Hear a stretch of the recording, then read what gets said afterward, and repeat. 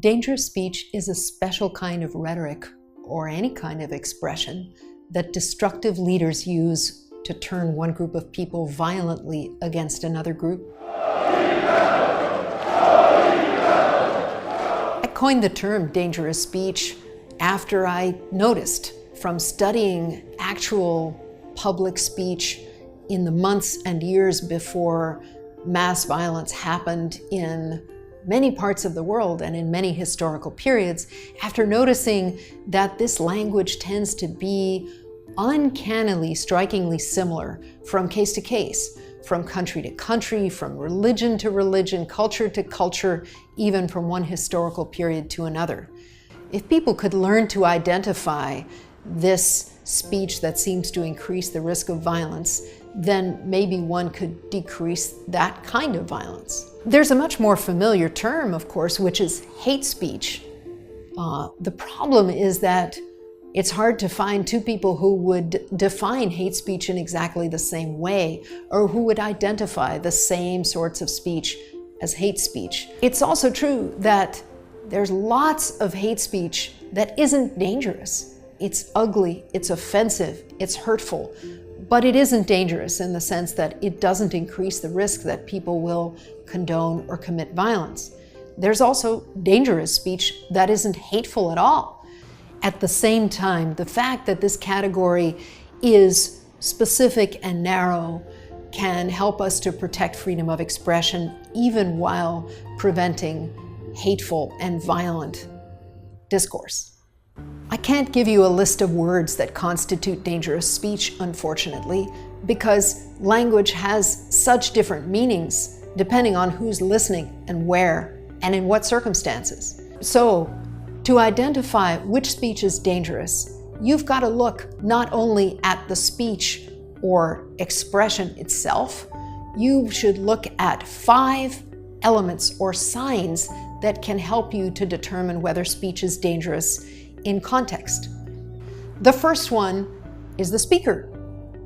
Why? Because some people have a much greater capacity to influence what other people think or even what they do.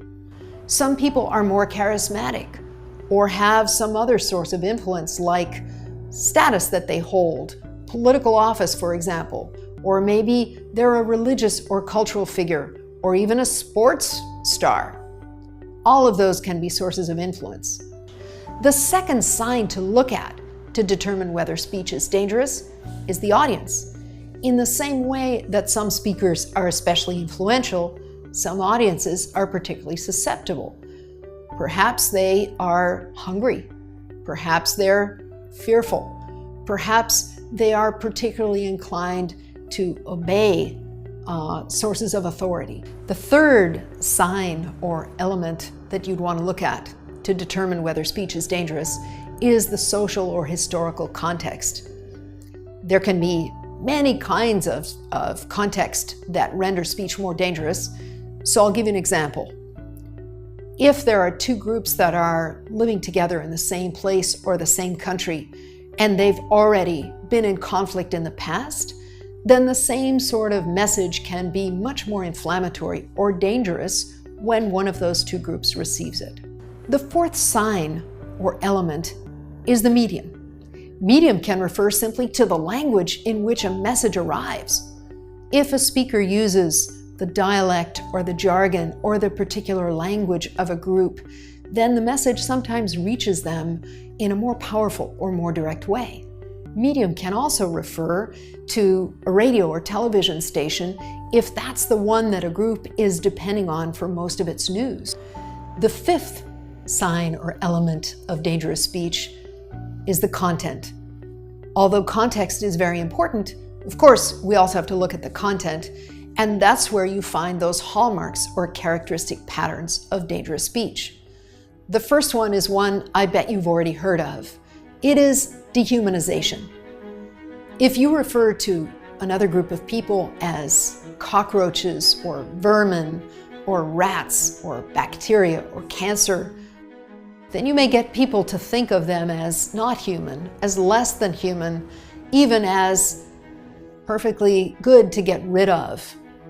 The next hallmark is when you tell your own group that the other group is planning to come and attack them, maybe even to wipe them out, in some way you say that the other group poses an existential threat. Jews will not replace us! Jews will not replace us! We call this hallmark accusation in a mirror because it is reversed. You tell one group to fear exactly what you're trying to get them to endorse doing to the other group. This is very powerful because it's like the collective analog of self-defense. Es ist eine kleine, wurzellose internationale Clique, die die Völker gegeneinander hetzt.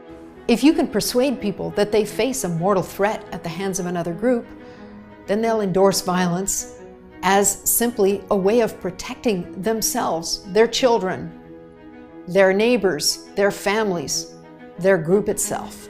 In so many parts of the world, people are divided and they fear one another. In that situation, dangerous speech is unfortunately really a powerful tool.